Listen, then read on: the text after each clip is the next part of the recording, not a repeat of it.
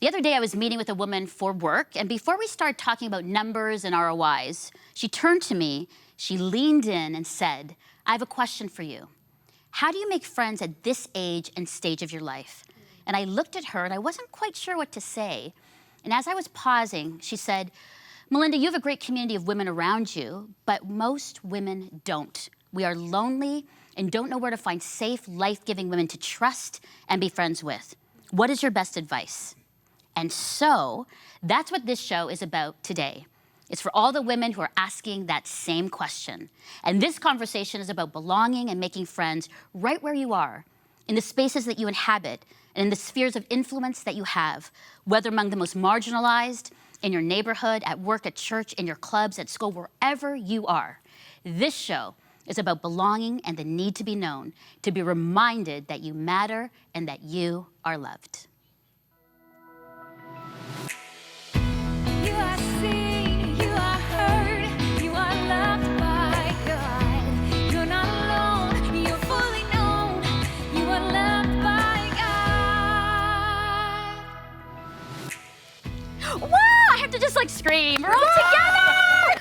Let's scream! This is great, I love it, especially when the topic is about making friends and belonging. But before we get into it, I need to introduce familiar faces, new faces.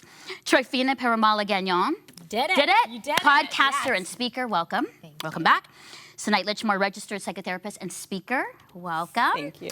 Cheryl Nemhard, I always do that, Nemhard, speaker, author, and justice advocate. And our special guest, ladies, let's welcome her, lots of hugs and love, Erin Oxford, executive director and pastor of the Dale Ministries. Welcome. So let's talk about this. So as you heard, I'm sitting with a woman, and it's a really serious work conversation about numbers, and then she goes, before we even start, how do you make friends? So let's talk about that. Let's first talk about what does it mean to belong? Like, why is this question being asked so much now, I've noticed, with women about belonging and making friends? Erin, let's just start with you, your thoughts. Oh, well, I notice all the time that there's a real epidemic of loneliness that is going on. My context is amongst people who understand poverty. And I always think that here in Canada, poverty is very real. There are a lot of resources as well. But what sticks out most of the time is how lonely people are, that there's no safeguard for people. And so that stands out to me.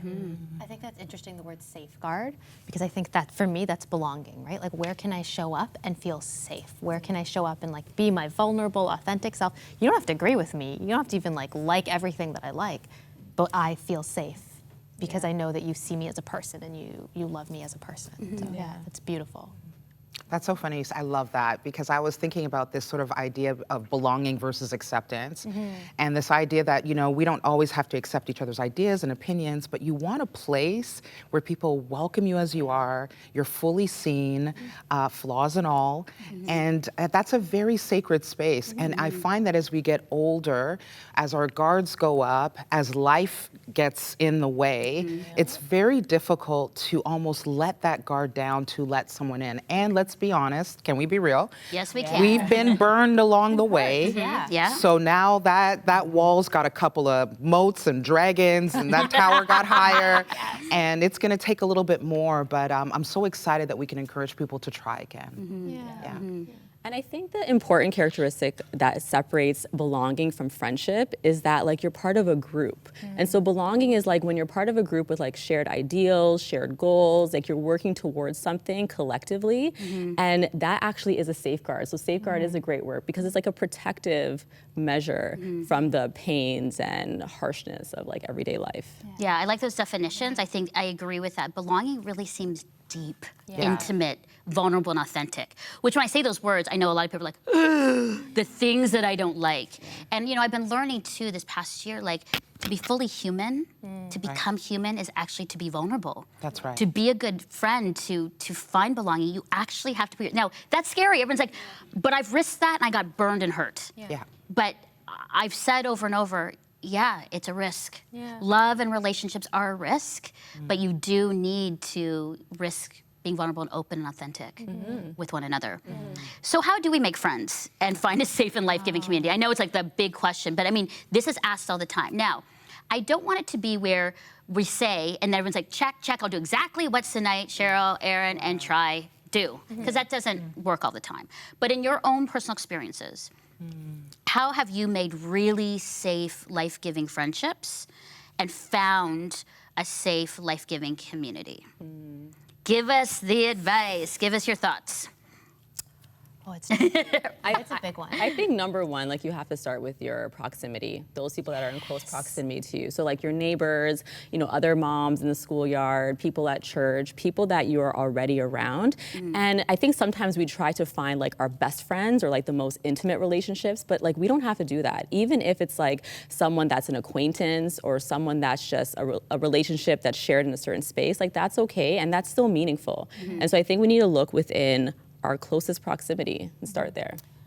I love that. I'm very much in a season right now where everything is hyper local. Like I love my people that are all over the place, but the people that are in those 10-minute radius, that's what I have the capacity for. And I was reading a study recently and it talked about the importance of weak connections and how actually you can have a meaningful conversation or know you have great best friends, but the person who smiles at you at the grocery store actually has the greatest amount of impact on how you feel in the day, right? So that like the people, like your neighbors, the people that are local, I'm very much that way. I'm like, I'm going to the grocery store, I'll text my neighbors. I'm like, hey, I'm going to the grocery store. Do you need anything? Or do you want to come? Like, that's what I have the capacity for right now. I can bring you along in my life, or I can serve you in just what I'm naturally doing. But that's how I can right now make connections. I love that. Yeah, I think that practicing presence is something I talk a lot about. That's good. Practicing presence within that proximity that we have is really powerful. And so it takes time, right, to make friends. But if you are walking the same streets, if you are going to the same grocery stores, all of those things, you get to notice the people that are around you. And slowly that builds connection. And then you can keep building that, and it develops friendship. How do you stay present? I think that's a good, like, practicing, like, presence, because we're so busy and we want to move very quickly because we have things to do, Erin. We've got places to go, things to achieve. So how would you do that? Because I think that is one of the keys of really finding friends and finding a place of belonging. I don't think it's easy. I'll start by saying that, but I do think there's something to being present to where your feet are. And so whatever you're doing in that moment, wherever you find yourself, if you can have your eyes open, your ears open, your heart open to whoever it is that is in front of you. And it doesn't mean that it ends up being a long conversation even, right? But if you hold that posture, maybe I'll say, it makes a difference. And so even if you have to get somewhere, if you're able to look at somebody in the eye and say, I see you, and hello, my name is whatever, that's good. It helps. Yeah, that's good. So two things came for me. I thought, number one, for someone who is not finding friendship in their I love that, close proximity in their local neighborhoods, I find that having just a shared interest, even if you go somewhere, a conference or an event, and you're passionate about something, someone that has that sort of liked shared interest, that's a really good place to start. We are both passionate about justice or children or poverty or whatever that is. Beautiful connecting point. But then I think the thing too for me is I was asking, how do we sustain these things? Like, you know, I know we're going there, but I thought, okay, I find safe and life-giving friends because I have purposed myself to be a safe and life-giving person. And I think we create and sustain what we curate ourselves. So that's good. When people ask me, I always say there's great intentionality. You cannot just have belonging and community and friendship with just like, I want a friend, and then not invest, not spend the time. So I am quite intentional. And there is, you know, people go, how can you manage all the friendships you have? And I have actually done it in this way. It's the fours. So I invite me and 3 other women usually that are connected by work or shared passions, and then I meet with them monthly.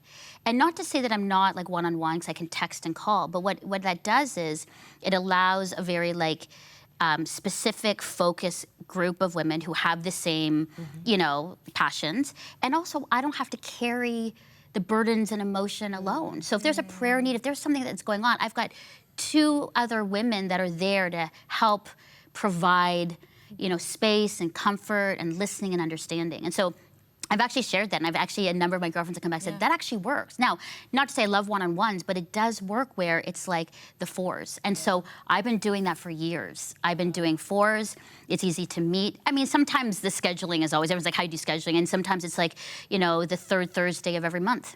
And we just lock that off. And so that's the intentionality part about making friends and sustaining it, is being really intentional about your time, the people, and then being committed to it. I think that's a big thing. Now, granted, there's been times where I've had groups, and after 2 years, it changes and it's not the same anymore. But I think intentionality is really, really key in that. I love that you even talk about how the friendships may change. I think there needs to be so much grace for that. As women, our seasons of life shift often, and to be able, and I think I had this belief where I'm gonna have one best friend from the time I'm in kindergarten, and we're gonna go through life. And it has shifted often, and to be okay with those seasons. And also, I've had to realize in this season of life has felt like a lot. So to say to some of my girlfriends, hey, it's a lot, and I may not be the best friend right now, but like clear is kind, right? So just even the intentionality of just laying it all out there and being really honest about it. I also think with intentionality, one of the things that I feel like has worked really well for me is asking questions. I think as you talk about holding space for people, people love to talk about themselves. And it's not a bad thing. Really? I don't like, No, I if you hear you. ask somebody a question, you're showing that you're seeing them, you're hearing what they're saying, you ask a thoughtful question back. And often, not always, you'll get a question back, and you get to continue like this vulnerable dialogue. I've made a lot of beautiful relationships in like the school pickup line, just because I've taken time to be like, oh, whatever the question is, right? And I think there's little things that we can practice that really help. For sure. Yeah, it's good. You know, Cheryl, you mentioned before, like, to make friends, you need to be a good friend. And I want to hear about that a little bit. Like, what does that mean for you? What does a good friend? Are you a good friend? Like, do you feel you guys are good friends? Am I a good friend? I mean, I think it's a good moment to say, to make good friends, you need to be a good friend. You know, to have a community and safety, you need to be intentional about being a part of it. So let's talk about that. Like, is that hard to do in your own personal experiences? And what does it mean to be a good friend? I think, Erin, it might be, you're looking at me like, I knew she was looking at me.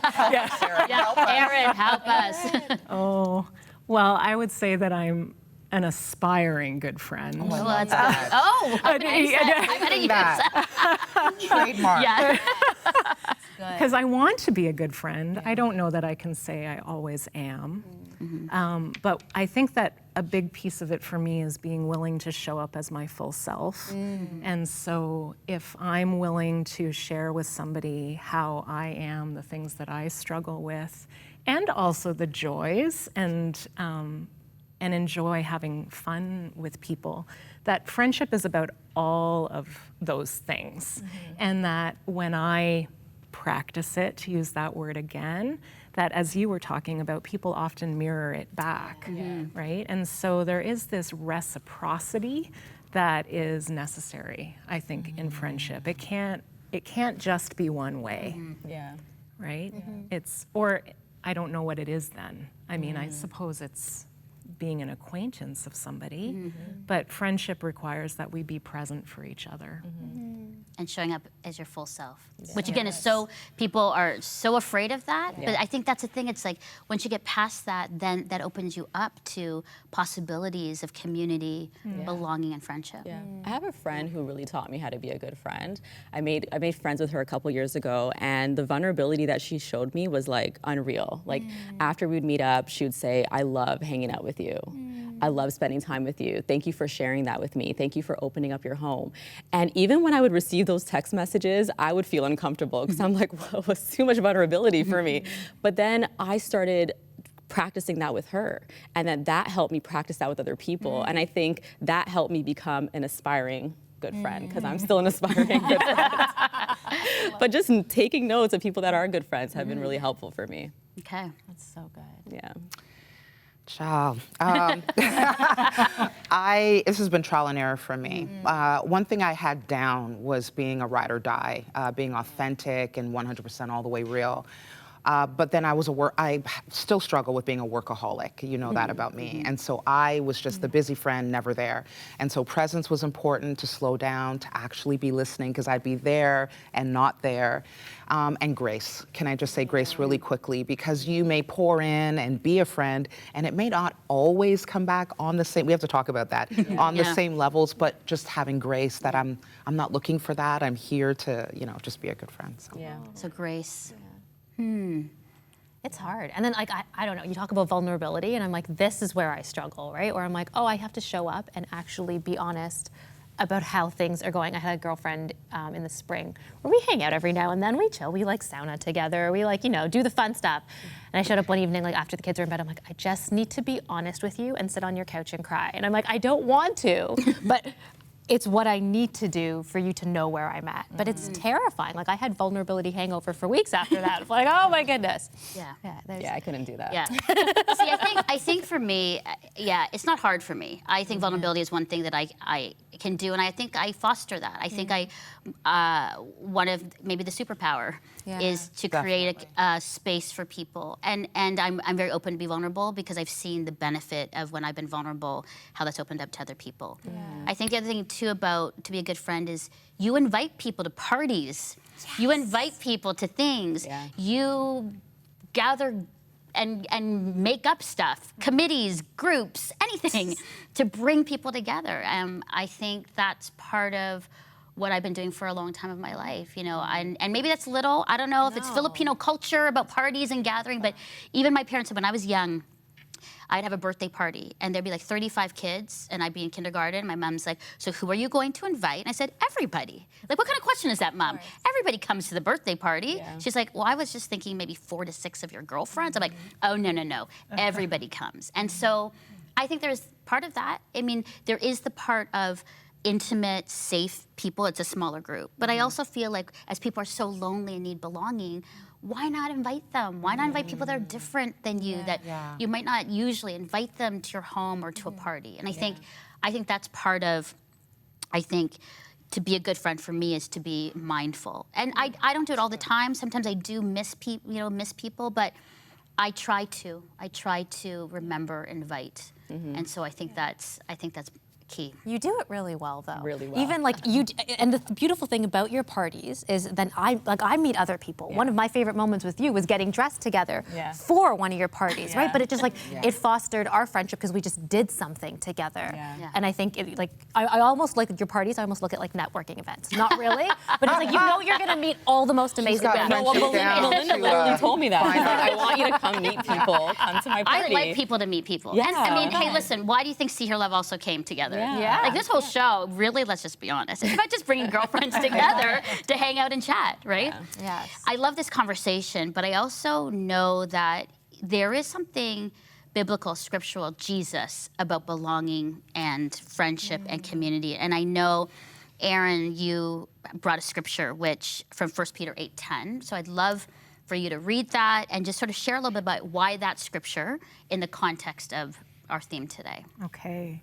Yeah, so it's actually from 1 Peter 4. Oh, I put 8. I'm so sorry. No, that's okay. 8 through 10. 8 through 10, okay. Got it. And it says, most important of all, continue to show deep love for each other, for love covers a multitude of sins. Wow. Cheerfully share your home with those who need a meal or a place to stay. God has given each of you a gift from his great variety of spiritual gifts. Use them well to serve one another. Oh, good. So I thought about that verse because I think that it's this beautiful call to love. Yeah. It's a call to hospitality, and it's a call to reciprocity. So we all as people need to both give and receive. And so when we are inviting people in, especially those we might not naturally be drawn to, we need to make space to both give and receive. And that really develops friendship. In my experience. In my experience. So good. I want to just land on that because you are working with vulnerable and marginalized people every day. Yes. And I can only imagine the sense of belonging community that is needed and longed for in what you do. Is it difficult for you or for you and for the community to create belonging? Because there's so many challenges in that space. Or is it easier? Well, my experience is that it's been easier. Ah, okay.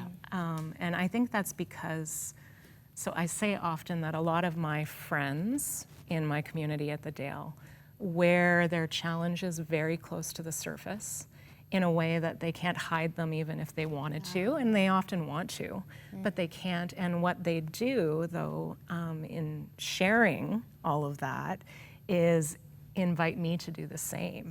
And so it almost feels like I am given permission by much of the community to come again as my full self. I don't mean that it's easy, but I do think that we are always trying to, like, we're hosting a lot of parties, like all the time, sort of every day. My kind of place, yeah. Yeah. And we want people to feel safe to come. We know we can't create a perfectly safe space, but we want to create as safe a space as possible. And as people feel more connected, as people feel like they belong, they actually want to protect that peace and that friendship and that sense of belonging together. And it sort of just has this ripple effect, right? I think that invites more and more people in. So yeah, I encourage people to maybe step outside of their comfort zone and connect with people who they might not first identify as somebody who will be a future best friend, but you could be surprised. I Any love thoughts that. for the verse? Yeah. Like this, embrace the discomfort because it's uncomfortable. It's uncomfortable bringing people together that you don't know will mesh, that you don't know will get along. It's uncomfortable getting to know someone and possibly being rejected.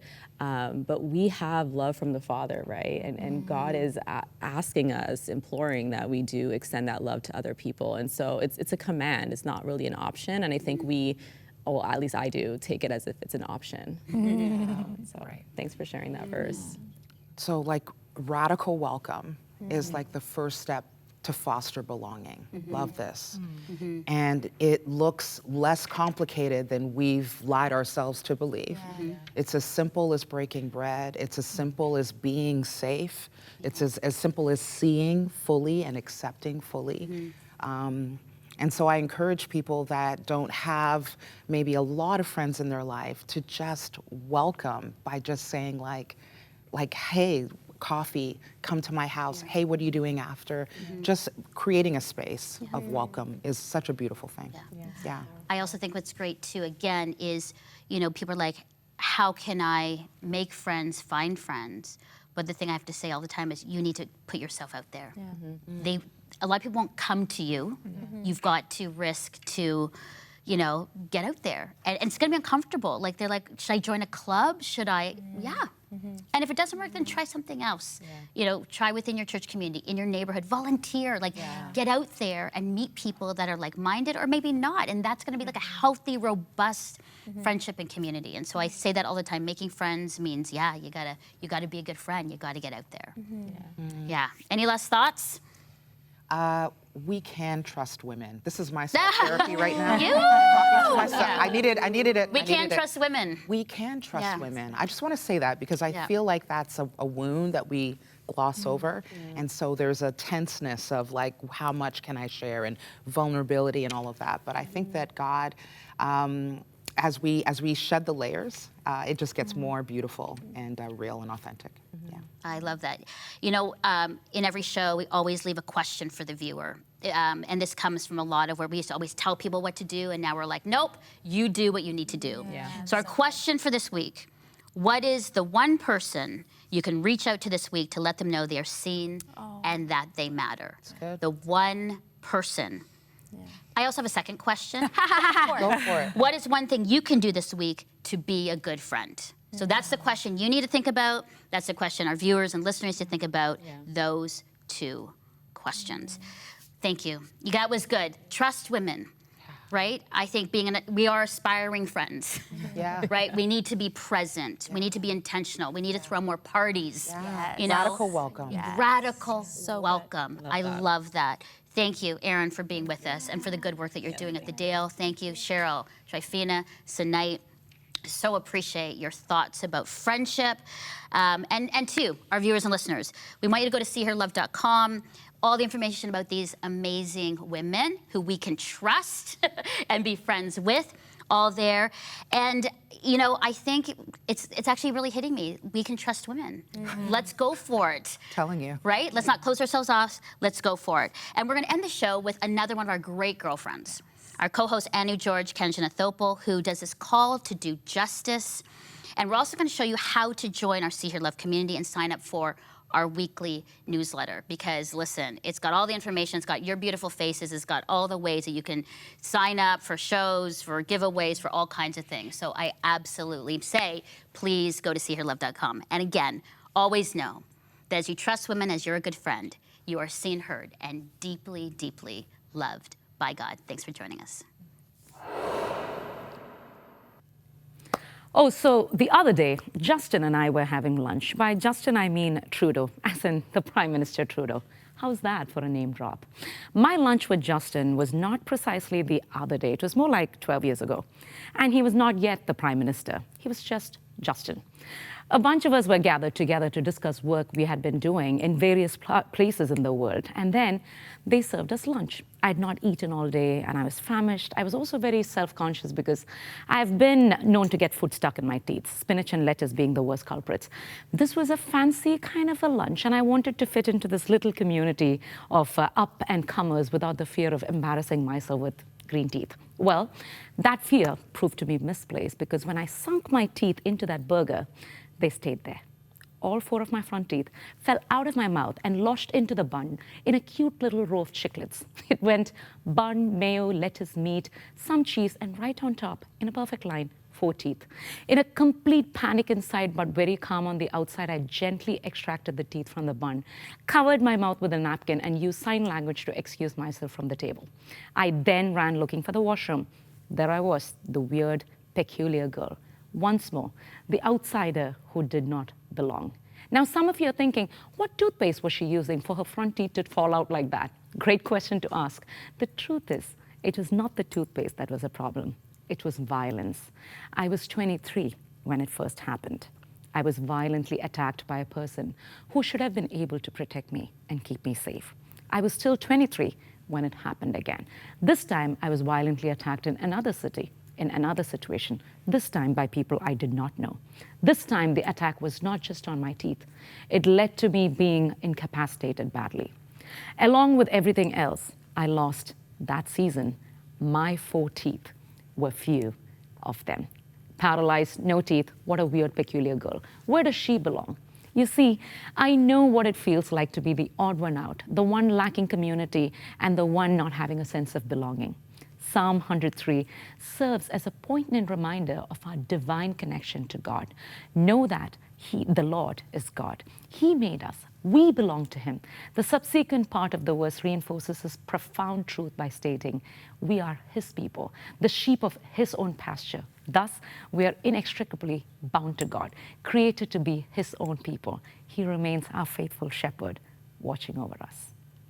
Join the host of See Hear Love, Melinda Estabrooks, as she invites women from across Canada to share their stories and lived experiences, their journeys of faith, their challenges and wisdom, and to create a place of belonging, community, and where women come together to know they are seen, heard, and deeply loved by God. Every one of you here is just like a miracle. It's so important to be with people that encourage you. Visit our website at seehearlove.com. Don't forget to subscribe to our newsletter for even more content. See Hear Love thanks our partners who make this show possible.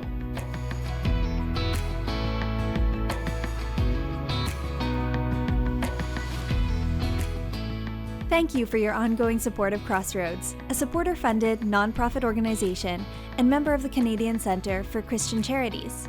Thanks to faithful people like you, we are able to continue producing See Hear Love. You can write to Crossroads, P.O. Box 5100, Burlington, Ontario, L7R 4M2, or visit crossroads.ca to learn more about our programs.